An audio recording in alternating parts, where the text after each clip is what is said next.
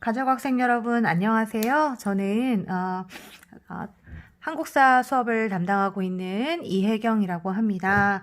선생님하고는 온라인으로 아마 처음 만나게 될 거예요. 반갑습니다. 여러분들 시험 마지막 전에 온라인 수업에서 여러분들이 가장 어려워하시는 이 부장투쟁 부분의 흐름을 선생님과 한번 지도에다가 정리를 해보는 시간을 가지려고 수업을 영상을 찍게 되었습니다. 여러분들도 선생님처럼 빈 종이에다가 필기하시면서 정리하시면 좋을 것 같아요. 우리 무장 독립투쟁은 1920년대 봉오동 전투부터 시작해서 나중에 조선의용대 한국광복군까지 여러분 이 흐름이 아주 참 어려운 부분이죠. 학생들이 가장 어려워하는 부분이에요. 하지만 여러분들 우리 포기하지 않고 한번 정리해 보면서 공부하면 좋겠습니다. 선생님이 수업 시간에 여러분들 김수현 선생님도 그 노래로 외우는 무장투쟁 아마 종이 나눠주셨을 거예요. 독도는 우리 땅, 그 다음에 인피니트 노래에 맞춰서 아마 공부를 한번 해봤을 겁니다. 우리 한번 선생님이랑 노래 불러볼까요? 봉오동, 여기 나오죠? 봉오동 청산리 간도참변 자유시 삼부결성 참정신 미스야 협정 북만주는 한독군, 남만주는 조혁군, 한중연합작전 전개였죠. 여러분들 기억하세요? 한번 노래에 맞춰 정리를 해볼까요? 먼저 봉오동 전투 같은 경우에는요. 여러분 잘 보이시나 모르겠네. 이끌었던 군대가 홍범도 장군이 이끌었던 대한독립군이 여러분 주축이 되어서 우리나라 최초의 독립군의 승리를 거두게 됩니다. 그리고 나서 이어서 청산리 대첩이 벌어집니다. 청산리 대첩에서는 김좌진의 북로군정서군과 김좌진의 군정서만 여기에 참여했던 거 아니라고 했었죠. 바로 홍범도의 독립군 연합부대가 모두 여기에 참여를 하게 됩니다. 이때 청산리 대첩이라고 우리가 이야기하는 이유가 일본군 3천여 명이 이때 이 전투에서 전사를 하게 되고 우리 독립군 대승을 거두게 됩니다.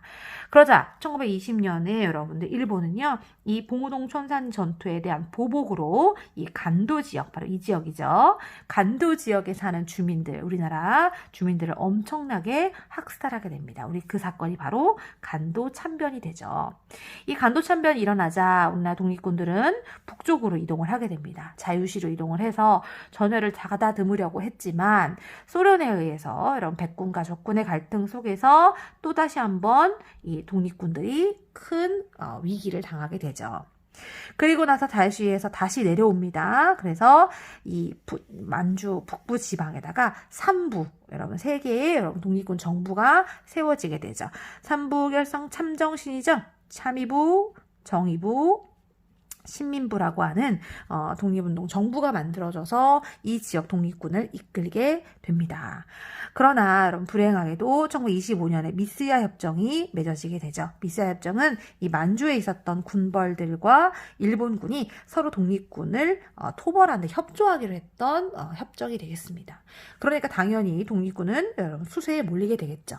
그래서 다시 한번 이 세 개의 여러분들 삼부가 통합운동이 일어나게 되죠. 그러나 불행하게도 하나로 합쳐지지 못하고 둘로 나뉘어지게 됩니다. 그래서 이 북쪽 지역에 북만주 지역에는 한국 독립군이 만들어지게 되고 남만주 지역에서는 조선혁명군이 만들어지게 되는 거죠. 그런데 이 군대 여러분 산하에는 반드시 그 위에는 여러분 그 단체가 있습니다. 한국 독립군을 이끌었던 단체가 혁신의회. 혁신의회 산하에 한국 독립군이 있었던 거고요. 조선혁명군을 이끌었던 단체가 바로 국민부라고 하는 독립운동 단체가 되겠습니다. 그리고 이 한국 독립군을 이끌었던 독립운동가가 바로 지청천 장군이죠. 그리고 조선혁명군은 우리가 사회주의 계열의 양세봉 장군입니다. 그래서 조선혁명 이런 거 들어가니까 다 사회주의 계열의 모습이 보이시죠? 그래서 양세봉 장군이 조선혁명군입니다. 이때가 되면 여러분 1930년대가 되거든요. 이때가 되면 이 만주 지역에서 이제 북만주와 남만주의 군대가 생기는데 만주 지역에서 우리나라의 독립군들과 중국의 독립군이 여러분 한중연합작전을 전개하게 돼요. 즉 한국과 중국의 여러분들 공공의 적, 즉 일본군을 소탕하기 위해서 한국과 중군의 군대가 연합하여서 한중연합작전이 전개가 됩니다. 그리고 이 한중연합작전으로 있었던 대표적인 전투를 선생님이 여러분 인피니트 노래에 맞춰서 불렀었죠. 자, 먼저 북만주에는 사도하차 기억나요? 쌍성보 대전자 뿅. 그 다음 남만주에서는요. 영릉과 흥경성 오 기억하세요? 여러분 제가 이걸 혼자 부르고 있으니까 되게 웃기네요. 그래서 이 북만주에 있었던 한국군이 했던 쌍성보 사도하자 대전자령 전투. 대전자령 다 써줄까요? 쌍성보 그리고 영릉과 흥경성 여러분 이거 다 전투의 이름입니다. 이 전투가 한국연합작전이 전개되게 됩니다. 여기까지가 30년대에 있었던 만주 지방에 있었던 독립투쟁 여러분 흐름이 됐습니다. 그러면 이 만주 지역 말고 이 중국 본토 여러분 지도 보이시나요? 중국 본토에서도 이 독립군의 무장투쟁은 1930년대 후반부터 40년대까지 이어지게 됩니다. 그 큰 흐름은 바로 두 가지예요. 하나의 흐름은 바로 김원봉 계열의 의열단에서 시작되는 조선 의용대 그리고 하나는 임시정부, 김구 계열의 임시정부에서 산하에 성립된 한국 광복군이 되겠습니다. 자, 그 얘기를 하려면 여러분들 제가 오른쪽에다가 우리 의열단과 한국 광복군의 이야기를 조금 해야 될 것 같아요. 자, 먼저 의열단부터 한번 살펴볼까요? 의열단은 어떤 내용이에요? 정의로운 일을 맹렬히 수행하기 위한 단체가 되겠습니다. 의열단의 대표적인 바로 김원봉 선생님이죠. 김원봉 선생님이 1920년대 초반에 만들었던 단체입니다. 이 의열단의 여러분들 정신을 잘 나타내주는 것이 바로 뭐냐면 신채호 선생님이 여러분 저술한 조선혁명선언이 되겠죠. 이 의열단의 정신이 그대로 드러나 있는 글이 되겠습니다. 이 글에 보면 이런 내용이 나오죠. 우리 폭력은 우리 혁명의 여러분 유일한 무기이다. 그러면서 민중 직접혁명을 강조합니다. 이때가 여러분 1920년대 초반이기 때문에 이때 국내에서는 뭐 하고 있었냐면 우리 지난번에 배웠죠. 실력 양성운동 있잖아요. 물산장려운동, 밀립대학 설립운동 이런 거 하고 있었어요. 그런데 보세요. 그런 거 해봤자 독립 안 된다는 거예요. 그래서 김원봉 선생님은 민중 직접혁명을 통해서 주로 암살, 폭동, 폭탄, 테러 이런 것들이 주로 여러분들 저항하는 수단으로 이렇게 나오게 됩니다. 이때 저항했던 대표적인 여러분 의거가 뭐냐면 첫 번째 김상옥 선생님, 조선경찰서 여러분들, 종로경찰서. 그다음 김익상 선생님은 조선 총독부 건물에 폭탄을 던졌고요. 그다음 나석주 선생님, 동양적식 주식회사. 김지섭 선생님은 일본 왕궁에 그다음 그에도 박지혁 선생님 같은 이런 분들이 의거를 하게 됩니다. 그런데 여러분들 의열단의 활동은요 조금 나중에 변하게 돼요. 왜냐하면 김원봉 선생님이 딱 봤더니 이렇게 해서 폭탄을 테러해서 누군가를 일본의 고위 관료를 죽이고 군인들을 죽이고 또 건물을 부순다고 해서 독립이 되지 않더라는 거예요. 왜냐하면 한 사람을 죽이고 나면 또 다른 군인이 또 오게 되고 또 건물을 폭탄을 테러해서 무너뜨리고 나면 또 다른 건물이 지어졌기 때문이죠. 이대로는 안 되겠다. 그렇게 해서 이때 김원봉의 투쟁은요. 첫 번째 원래 초반에는 개인 투쟁, 개인 폭력 투쟁에서 나중에 1930년대 가면 조직적인 투쟁으로 바꾸게 됩니다. 일본에 저항하기 위해서는 이렇게 개인적인 폭탄 테러로는 해결이 안 되겠다라고 하는 결론이 나게 된 거죠.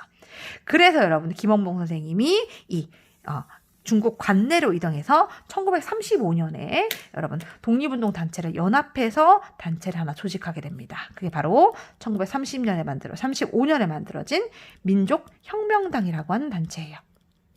35년에 만들어지고 그 산하에 여러분 조선의용대라고 하는 군대가 나오게 된 겁니다. 여러분. 김원봉 의용대 아시죠 여러분들? 조선의용대가 1938년에 여러분 조직이 되게 됩니다. 그래서 선생님이 여기서 의열단을 다시 한번 언급한 건 의열단에서부터 의용대까지 연결이 된다는 거예요. 그래서 이 조선의용대가 어디서 창설이 되냐면 이 지도에 여러분 한커우 여기 보이십니까? 이 한커우에서 1938년에 조선의용대가 만들어집니다. 조선의용대는요, 당시 중국 관내, 중국 본토에서 만들어진 중국 관내 최초의 독립군 군대입니다. 이것도 아주 중요해요. 왜냐하면 이 만주 지방에서는 독립군 군대가 많이 있었지만 중국 관내에서는 조선의용대가 최초라는 거 여러분 좀 기억하시면 되겠습니다. 여러분들, 김원봉이 어떻게 해서 조선의용대라고 하는 군대를 나타나게 되었는지, 특히 이 조선의용대는 여러분들 시험에서 굉장히 많이 언급되는 수능, 한능검 이런 데서 아주 빠지지 않는 주제가 바로 조선의용대가 되겠습니다. 여기까지 여러분 정리되셨나요? 선생님이 의열단을 이야기하면 반드시 같이 비교해서 나오는 단체가 하나 있었다고 이야기했었죠. 그 단체는 바로 김구 계열의 여러분 임시정부 계열의 단체인 한인애국단입니다. 한인애국단은 1931년에 만들어졌어요. 자, 의열단하고 하는 활동을 상당히 비슷합니다. 그래서 비교가 되죠. 한인애국단을 이끌었던 사람은 누구예요? 김구 선생님, 그 임시정부 산하의 단체입니다. 여러분들, 이 한인애국단 같은 경우는 의열단하고 비슷하게 이 폭탄이를 던지는 이런 활동을 했죠. 우리가 한인애국단 하면 우리가 꼭 기억해야 될 의거를 했던 분이 두 분이 계십니다. 바로 누구예요? 이봉창 선생님과 윤봉길 선생님이죠. 가운데가 봉이 들어가죠. 봉봉브라더스입니다.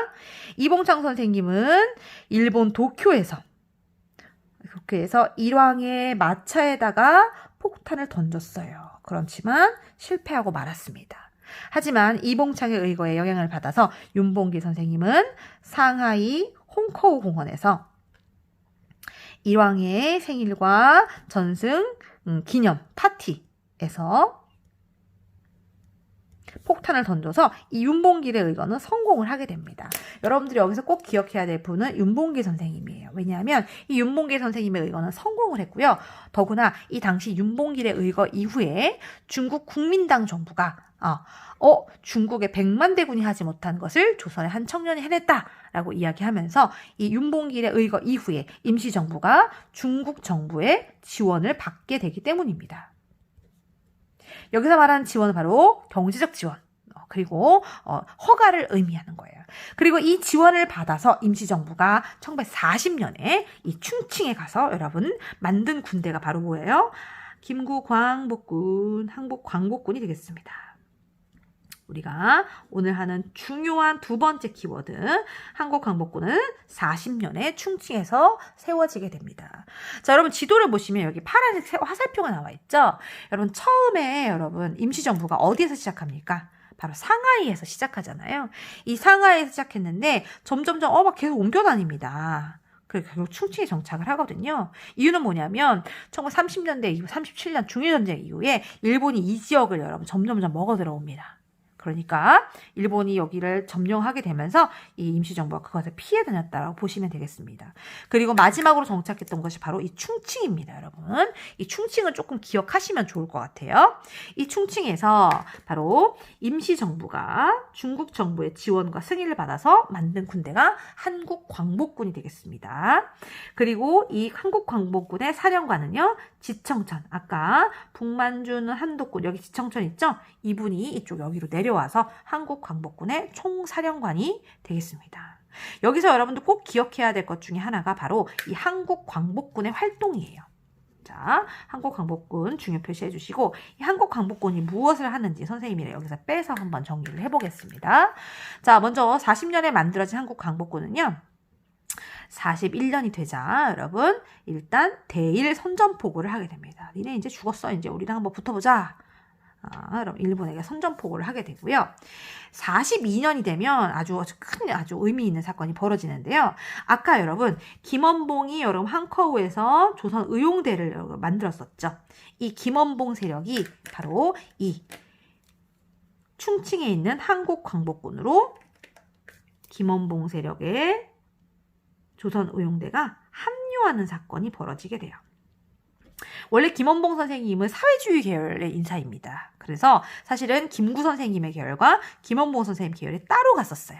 의열단, 한인애국단만 봐도 알 수 있죠. 그러나 42년도에 김원봉의 조선의용대가 이 한국 광복군에 합류를 하게 됩니다. 상당히 의미가 있어요. 왜냐하면 이때 한국 광복군이 굉장히 이때 그 세력이 커진다고 볼 수가 있겠죠. 그러나 여러분 여기에 동조하지 않았던 분들도 있어요. 그래서 나중에 여러분 쉽게 생각하시면 이 항커우에 있었던 조선의용대가 이 한국 광복군으로 합류되는 세력과 저 북쪽으로 올라가는 사회주의 세력으로 둘로 나눠진다라고 보시면 됩니다. 그 얘기는 조금 이따 한 번 더 하도록 하고요. 그리고 여러분 43년이 되면 이때 한국 광복군이 제2차 세계대전에서 영국군과 함께 인도 미얀마 전선에 참전하기도 했었어요. 네, 주로 후방에서 전투를 담당하긴 했지만요. 그리고 45년에는요. 드디어 국내 진공작전을 준비하죠. 그래서요. 미국의 OSS, 지금의 CIA입니다. 미국의 OSS와 연합훈련도 진행을 했었어요.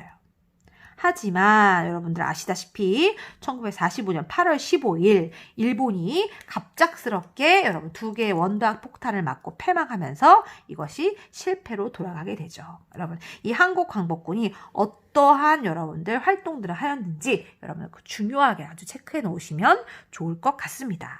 자, 여기까지 해서 선생님이 2가지 큰 주제를 설명했어요. 조선의용대하고 한국광복군. 그런데 아까 선생님이 얘기했었죠. 이 조선의용대 중에서 일부 세력은 김원봉을 따라서 한국광복군으로 들어갑니다. 그러나 이 조선의용대 내부에 있었던 사회주의 계열, 이 사회주의 계열의 사람들은요, 김원봉을 따라가지 않고 예난으로 이동합니다. 이 예난에는요, 이 사회주의 계열의 독립운동 단체가 따로 있었어요. 그 단체가 바로 뭐냐면 조선 독립동맹이라고 하는 단체입니다. 이 조선 독립동맹은 여러분들 조선이란 말 들어가니까 사회주의 냄새가 좀 나시죠? 바로 김두봉이라고 하는 사회주의 계열의 인사가 이끌던 단체였는데요. 이 조선의용대 일부, 조선의용대가 화북지방으로 이동하였다고 해서 조선의용대 화북지대라고도 해요. 여기에 투입이 되고 그 산하에 조선의용군이라고 하는 군대가 새로 만들어지게 됩니다. 조선의용군은 잘 못 들어본 분들이 많을 거예요. 나중에 이 조선 독립동맹과 조선의용군이 나중에 북한의 여러분 인민군의 전신이 되는 여러분 이 북한군의 전신이 되는 사람들이기 때문에 사실 좀 언급이 잘 안 되는 면도 있습니다. 그래서 여러분들 여기서 기억할 것은 이 조선의용대가 일부는 한국광복군으로 들어가고 일부는 사회주의계열 조선의용군으로 편입됐다. 이 정도를 기억하시면 되겠습니다. 자, 그러면 여러분 광복 직전에 여러분 한국광복군과 조선의용대만 있었느냐? 조선의용군만 있었느냐? 그렇지 않습니다. 국내에서도 바로 광복 이후를 준비하는 사람들이 있었어요. 바로 대표적인 사람이 바로 조선 건국동맹을 만들었던 여운형입니다. 자, 조선 건국동맹은 44년에 만들어졌어요. 자, 여운형이 딱 보니까 일본에 패망할 그 기색이 역력합니다. 그러니까 어떻게 해요? 이 총독부와 협상을 진행을 하게 되면. 그래서 우리는 광복 이후에 어떤 나라를 만들 것인가를 고민하게 됩니다. 조선 건국동맹. 그래서 나중에 이 조선 건국동맹이 조선 건국준비위원회, 건준으로 여러분 이름이 바뀌게 되고 조선인민공화국이라고 해서 군대를 새로 국가를 새로 만들기도 했어요. 그러나 이 모든 것은 여러분들 결국 북쪽에서는 누가 들어와요? 북쪽에서는 소련이 들어오고 남쪽에서는 미군이 들어와서 우리나라는 결국 어떻게 돼요? 분단이 됩니다. 분단이 되면서 광복 이후에 우리나라 분단의 역사가 시작이 되게 되는 거죠. 한 가지 빼먹은 게 있다면 한국광복군에서 여러분들 임시정부가 건국강령이라고 하는 것을 만들어서 새로운 여러분 나라를 건국을 준비했다는 것도 기억하면 좋을 것 같아요. 이 건국강령에서 대표적인 내용이 바로 조소왕 선생님의 삼균주의. 그래서 정치, 경제, 교육의 균등을 강조한 삼균주의의 내용도 한번 알아두시면 좋을 것 같습니다. 자, 선생님이 여기까지 좀 짧게 정리를 해보았는데요. 여러분들 1920년대 무장투쟁부터 시작해서 그리고 중국 관내 30-40년대 무장투쟁의 흐름을 좀 기억하시면 되고 갑자기 의용대와 광복군을 외우시려면 좀 어려워요. 의용대와 광복군은 의열단과 임정의 한일극단부터 시작해서 같이 흐름을 정리하시면 좋을 것 같습니다. 자, 여러분들 이러한 내용들 한번 정리를 해보시고요. 온라인 기간이 길어서 여러분들 참 공부하기 쉽지 않으실 것 같습니다. 그러나 여러분들 최선을 다해서 포기하지 마시고 열심히 참여해 주셨으면 좋겠습니다. 자, 우리 그러면 시험 끝나고 만나도록 하겠습니다. 감사합니다. 안녕.